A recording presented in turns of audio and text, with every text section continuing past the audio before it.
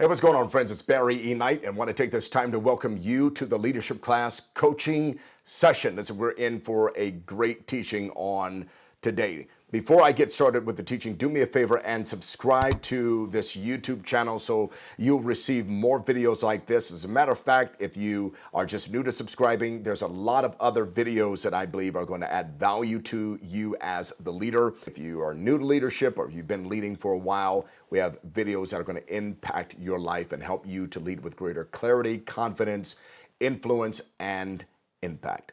Now, today's teaching is simply entitled Leading and Coaching Up.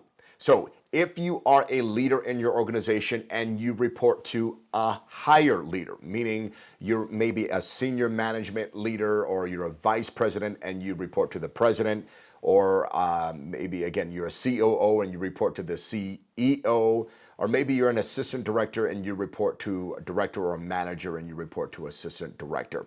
Whatever the case is, bottom line, you have a boss that you have to report to, and you don't run the whole shop, okay? The buck doesn't stop with you, it stops with someone above you, and there are certain areas of your job that you need approval. Now, in leadership, here's one thing that I do know is that you have a responsibility, right? Your direct, or the person that you're direct to rather, they are holding you accountable to make some heavy load decisions, right? They hired you, put you in position, and they're holding you accountable to lead the organization forward by doing your leadership job and what's been assigned to you. But oftentimes there are things that you see that, geez, man, I need my boss to do this. I need that C-level executive to start making timely, precise decisions. I need them to see the team and how dysfunctional we are, but they're not seeing it. I need them to reallocate these resources over here, but for whatever reason, they're just not getting it. And meeting after meeting, it's like everybody in the room knows that it's the C-level. And trust me, if you're a C-level watching this, trust me, that does happen. And don't feel bad about it. You got to be vulnerable as a leader, right? But there are times where, listen, the buck stops with you, but you're not taking care of the buck. And so leaders that are your directs, and I'm speaking to that top executive leader, some of the leaders that are your directs, they want to communicate to you and they try to sit down, but sometimes they're shunned off because maybe you're too busy and you want them to figure it out. But then they go back to their office and they're scratching their head and they're saying, I can't do this. This is a large scale problem that only the C-level director, that top level, and I'm speaking of whatever that top level of the organization is, that only they can make. And the question that they're asking is, how do I influence? How can I show up better influencing this particular C-level, top level director, whatever that title might be? So this is for, again, that, and forgive me for saying this, I'm not saying it in kind of relegating, but that lower level, right? The leader or that team member that has a leader that they report to. So you are the direct report. That's who I'm talking to in this video. So the first thing, in order to lead and coach up, if you want to get your leaders' attention and have them really listen to the cause that you're pleading, or maybe to an idea that you have, it's going to cost a little bit more. It's going to cause a little ruckus in the organization, but over time, it's going to be the most beneficial for the organization. But they can't see it. If you have something like that you want to communicate, the first thing, and I'm reading some notes here, is you have to figure out how to lighten the load. How do you lighten the load? Think about what you want to say. Now, to you, it's an urgency, it's an emergency. And oftentimes, as leaders, we tell our directs, don't make your emergency my urgency. So what you want to do is you want to unpack whatever the problem is, whatever the idea is, whatever that change initiative. You want to unpack it a little bit. Lighten the load. Maybe you don't give the full 100 pounds. Maybe you break it up in tens, right? Pounds of 10 pounds. I hope I said that right. Whatever.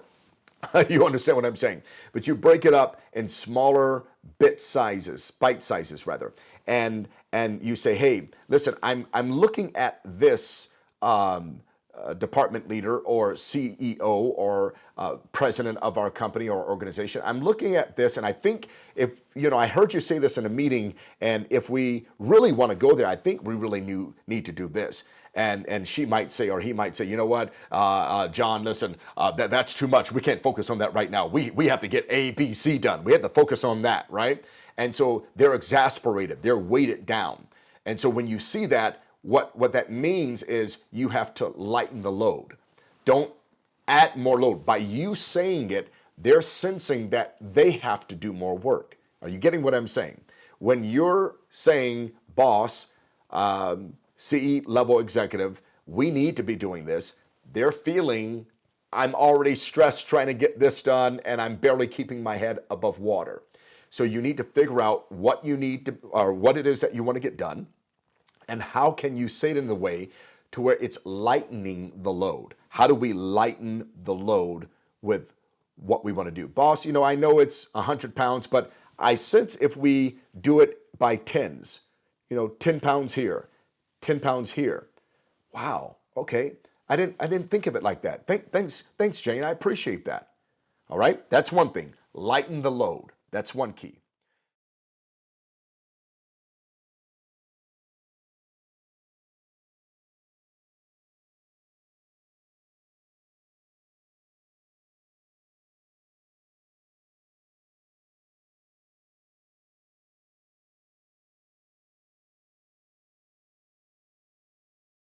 The second thing, there's only three things I want to give you. The second thing is state your case and also give them a plan.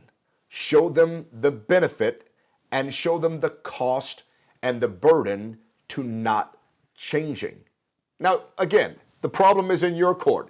The challenge is in your court. The opportunity for this great change initiative is in your court. But you cannot abdicate responsibility and say, boss, you need to do something about this, right? You're probably going to get rejected, and that wonderful, beautiful change effort that you have that is going to transform everything about the organization and benefit everyone is going to kind of go, by the wayside. And you don't want that to happen. So the second thing, again, state your case. Boss, I really see that if we do X, Y, and Z, this is what's going to happen. You're stating your case, and here's a plan for how we can actually implement that. Sit with the problem, sit with the opportunity, and actually create just a high-level plan. You don't have to get detailed. Just create a high-level plan. Here's how we can get this done. We can do A, again, lightening the load. This is where that comes in. We can start with A for the first 90 days. Then we can move. If we do A successfully, then we move to B. Then we do that, then we move to C. Once we do A, B, and C, boss, here's where we're going to end up. We're going to get better D, right? We're going to have a better E or F, whatever that letter, whatever that number, whatever that outcome result is. Now they're listening to you as the leader. They're sensing, wow, this person is looking at our organization from a macro perspective, a high-level perspective, and this is just not a selfish endeavor for them to make them look good or their department look good or make someone else look bad. Also, along with that, after you've shared the plan, after you've stated the case and you've lightened the load, you want to share with them the cost benefit. Boss, the reason we're losing X over here is because we're not attending to Y enough. And I believe stating the plan, again, stating your case, sharing the plan, I believe if we do A, B, C in the right way, and we get the right people overseeing this and the right people in position to lead this out, we'll get that better D, E, F, whatever that result might be. Now, the third part of leading and coaching up, if you want to lead and coach up more effectively, there are 4 questions I want you to consider asking that top-level C-level executive leader. Number 1 question is, hey, boss, what would it look like if? And what you're doing is painting the picture of if all of these items came together, if we did that A, if we did B and C, if we took that 100-pound beast and broke it down into 10 pounds, right? 10 pounds here, 10 pounds here. We lighten the load. We state the case. We've accurately and adequately shared the cost and burden, cost benefit analysis, all that good stuff. And we've created the plan, right? What would it look like if we were to do this? Now you're getting them involved. Now you're getting them to stop, slow down, and think.